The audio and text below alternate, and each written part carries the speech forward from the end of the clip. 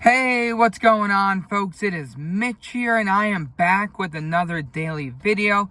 Before we get into the video today, I just want to say to each and every one of you, thank you guys for all the love and the support that you guys show the channel by hitting that subscribe button, by hitting the like buttons on the videos, by leaving comments in the videos. It truly means the most. So before we get into the video, I just want to say to each and every one of you, thank you guys so much for supporting the channel. It truly means the most. As you can tell by the title of the video, what I'm going to be speaking on today.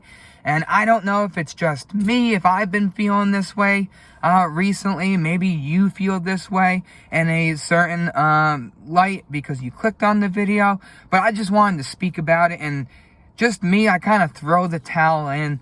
I give up on just trying to keep up with society's success and what society, quote unquote, as a whole views as being successful. The more traditional route, after high school, go to college for X amount of years, then you get into a field, then you buy a house, then you lease a car, and you work at that job for, your whole life and build up your retirement, then you retire. It just didn't fit me. I just don't resonate with that traditional way, and I have seen firsthand people that haven't gone down that traditional route that have become very successful in their life. And when I look at the world, there's room for everybody in this world, and everybody's path is successful. There's the classic phrase, keeping up with the Joneses. Me personally, I honestly don't care what other people are doing. I have came up with my own definition of success, and I think it is very important that you for yourself come up with your own definition of success. And as long as you have everything that you need in this day to survive, to be in a comfortable place, to enjoy this life experience, I would say you are successful. There's just too much competition trying to keep up with the newest trend, purchasing the newest sports car or the top brand and make and model of a car. Honestly, a car is a car. It gets you from point A to point B, and then the point C to point D. It doesn't really matter how many empty rooms that you have at your house. You are probably not using every single one of those rooms, so it's kind of just wasted space. I have simplified my life in many aspects. An example is the house that I moved into early of last year. It's a 3-bedroom, 2.5 bath house. It is perfect for the way that I live. It's just my wife and I and our 2 cats. But we use all of the space in the house, and it's a very good feeling when we pay the mortgage monthly because we are getting the most out of the house. We don't have a bunch of empty rooms that we don't use and just kind of paying for unwanted space. It's not that big of like a status thing. I'm just very grateful and very blessed that I do own a house at the age that I am now, and I worked my tail off for it. I worked for a family business for over 10 years, and then the universe said, it's time for you to move on from that family business and go down a different route, which I am embarking on now.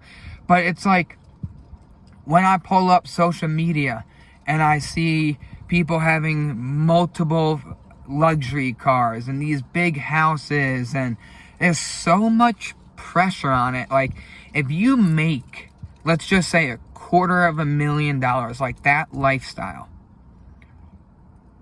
your bills are going to be super expensive if you are buying very luxurious things and clothes and watches and necklaces. And if you, for some reason, have a cut in your income, you're going to have to sell some of that jewelry. You're going to have to downsize that house. You're going to have to trade in that car. And it's like, I don't want that pressure on my life, to be quite honest. I mean, making $250,000 will be fantastic if the time comes into my life for that, for whatever means that I walk down that path, you know. I'm not saying that I want to limit money from my life. It's not that I'm putting out to the universe.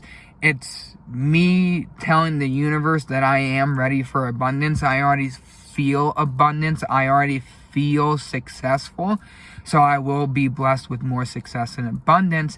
But I've lived a simple life for the last few years now. I just find so much gratitude in my day-to-day.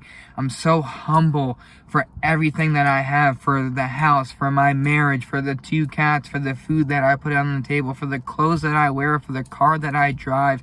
And I'm just so grateful for it. And my spirit is so uplifted that I can inspire people to be a good human.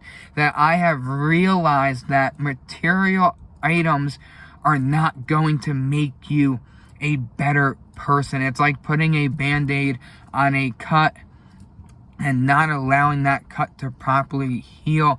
A lot of people seek material items to fill voids that are in themselves, but it's that person that needs to look into the mirror, that needs to self-reflect and realize that there's inner things that you need to heal inside of you, and that buying a new car is not going to fix that.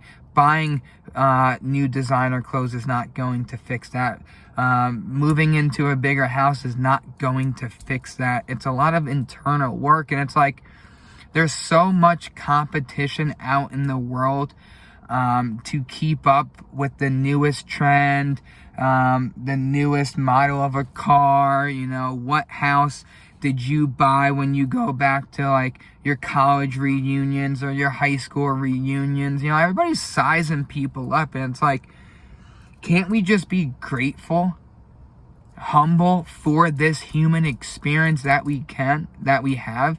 Can't we just hold the door open for the person that's walking behind us? When we ask for something, can we use proper manners like please and thank you?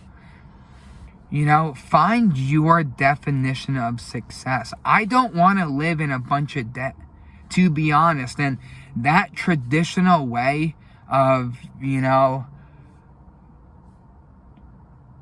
going to school, paying back your student loans, getting a house that, you know, you're squeezing your paychecks for your mortgage, leasing the new big black on black SUVs, having a high car payment.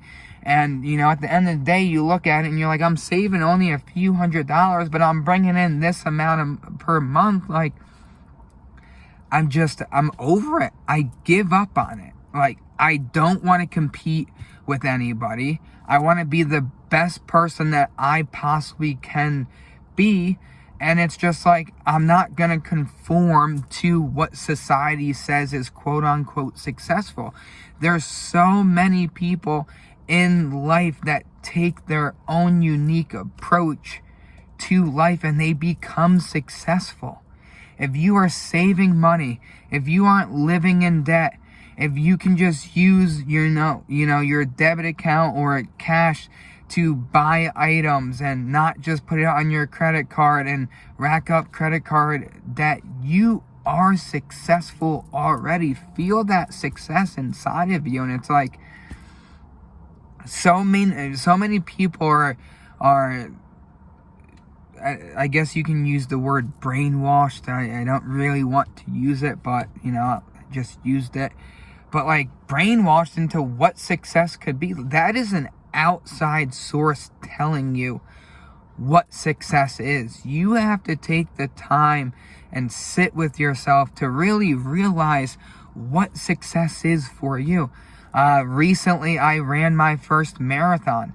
That was a huge goal that I accomplished. I trained for it for 18 straight weeks. Rain, shine, at night when it started getting dark, cold mornings, I would get up early and I would embark on these runs. I would to fuel myself with the proper nutrition.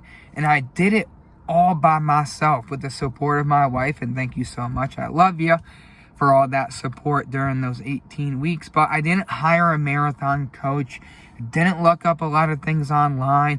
I just ate wholesome foods. I trained hard, and I did it myself. I wanted to prove to myself that I could accomplish a goal that was a large goal, train for it, become stronger, increase that skill set of running, mental capacity, voices inside of my head on these longer runs that said, stop running now, you're getting tired, push through that. And I came out on top. I became successful from that. It's like, I share it with you guys as just something that I accomplished, but that is success right there. This whole picture that society creates, that you have to have a certain amount of income, you have to have a certain amount of assets, certain amount of rental properties, a certain amount of cars, certain amount of clothes, the shoes you wear, it's made up. Live in your divine right. Live the way that you want to live. We are all put onto this earth as a soul having a human experience, and don't allow someone to create a picture in your head that doesn't resonate with you. It's like when you are growing up, your parents parent you probably in the best way that they know. I know there's all different circumstances on how we're all raised and different environments that we are raised in, but I truly believe to a point our parents raise us the best of their abilities. But as you get older, you can reflect and you can look back and you can see things that, maybe were programmed into your head that aren't helping you right now, and different belief systems and values, and you have the opportunity to change that. I know when I was 9 years old that my parents got divorced. I remember my dad laced up my basketball shoes and said, "Mitch, I'm not coming home." And I grew up without a father for a very long time, and my stepdad came into my life, but we worked together, so he was more like a boss than a father figure. And just recently, since I stopped working for the family business, our relationship started to repair. It started to repair. So I had a lot of wounds without growing up without a father, but I took the initiative to start to heal myself of those wounds, and that's being successful. I don't let anything hold me back that happened to me in my past, because I know with what my dad was dealing with, he had his own demons that, unfortunately he passed away at an early age due to bad habits, but I don't hold that against him at all. I am already successful in that way because my emotions grew stronger. I can't go down that traditional route. I'm a hard worker. I show up to work every single day. I don't call out sick. If I call out sick, I have to be laying on the couch. I save my money. I invest my money. I make smart purchasing choices as a consumer. I take care of my health and fitness. I pay my bills on time. I paid my car off. So, there's a lot of ways you can be successful. And it's just like, whatever that picture is that society is painting for success, I'm just not following that road. So I just wanted to make this video for you guys, just more to express my feelings on this whole thing. I'm going to live in my unique light. I'm going to venture down paths in life that resonate with me. I'm going to set goals for myself that resonate with me. And it's all kind of my intuition. It's kind of what I feel in my heart. What my soul tells me is my next adventure in life is going to be my next adventure in life.